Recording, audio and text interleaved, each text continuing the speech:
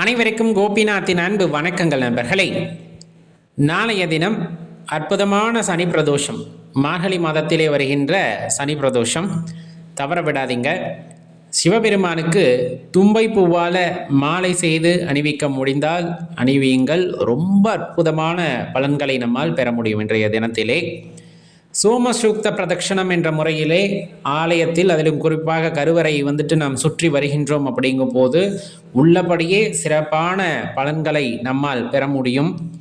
அதே போல் பச்சரிசி வெல்லம் இது நந்தியம்பெருமானுக்கு சமர்ப்பணம் செய்யும் பொழுதும் நமக்கு மன அமைதி கிடைக்கும், கேட்டது கிடைக்கும் அப்படிங்கிறத தெரிந்து கொள்ளுங்கள். அவ்வளவு சிறப்பானதொரு நாள் சனி பிரதோஷம். அதை பற்றி தான் நம்ம பார்க்க இருக்கோம்.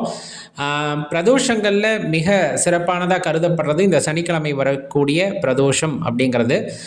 சனி பயிற்சினாலேயோ சனி கிரகத்தால் ஏதேனும் பாதிப்புகள் ஏற்படுகிறது அப்படிங்கிறவங்க எல்லாமே இந்த சனி பிரதோஷத்தில் சிவபெருமானை போய் வழிபாடு செய்யும் பொழுது கண்டிப்பாக அந்த தாக்கத்திலிருந்து படிப்படியாக விடுபட முடியும் அப்படிங்கிறது ஒரு ஆழ்ந்த நம்பிக்கை.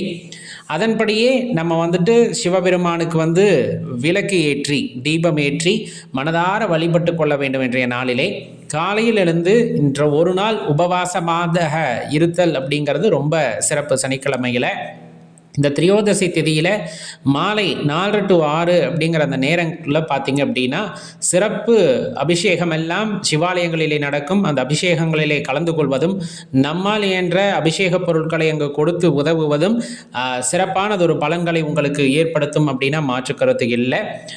முடிஞ்சால் நம்மளால் வில்வம் வாங்கி கொடுக்க முடிஞ்சதுன்னா வாங்கி கொடுக்கலாம். இல்லை நம்மளால் முடியுது அப்படிங்கும் போது அபிஷேக பொருட்கள் எது வேணாலும் வாங்கி தரலாம். பால், தயிர், பன்னீர், சந்தனம், திருமஞ்சன பொடி, இந்த மாதிரி எது நம்மால் முடிகிறதோ அதை ஆலயத்திற்கு வாங்கி தரலாம். அன்றைய தினத்திலே சிவாலயத்திலே உழவார பணி செய்கிறது அப்படிங்கிறது ரொம்ப சிறப்பு. இல்லை இதில் எதுவுமே என்னால் முடியாது அப்படின்னா அந்த நேரத்தில் 4 to 6 அப்படிங்கிறதுல அபிஷேகம் நடந்துக்கிட்டு இருக்கோங்க இல்லையா, அந்த நேரத்தில் அமைதியாக சிவாலயத்தில் அமர்ந்து இறைவனை ஆக்ஞா சக்கரத்திலே நிறுத்தி ஆழ்ந்த தியானத்திற்கு செல்வது அப்படிங்கிறது ரொம்ப சிறப்பான ஒரு உணர்வை ஏற்படுத்தும் அப்படிங்கிறத மறந்துட வேண்டாம் நண்பர்களே. அதே போல் நம்ம வேற என்ன இன்றைக்கு தினத்தில் செய்யலாம் அப்படின்னா, நாள் முழுவதும் பஞ்சாட்சர மந்திரத்தை சொல்லி கொண்டிருப்பதும், அதே போல் தேவாரம், திருவாசகம் போன்ற நூல்களிலே உள்ள பாடல்களை பாராயணம் செய்து கொள்வதும் உங்களுக்கு மன நிம்மதியை உண்டாக்குவதோடு ஒரு ஆத்ம திருப்தியை உண்டாக்கும் அப்படின்னா அதில் எல்லளவும் சந்தேகம் நீங்கள் கொள்ள தேவையில்லை.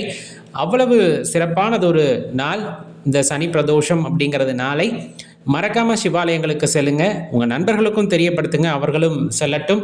சிவபெருமானுடைய முழுமையான அந்த கருணையை அவர்கள் பெறட்டும் என்றுதான் கேட்டுக்கொள்கின்றோம். நன்றி, வணக்கம்.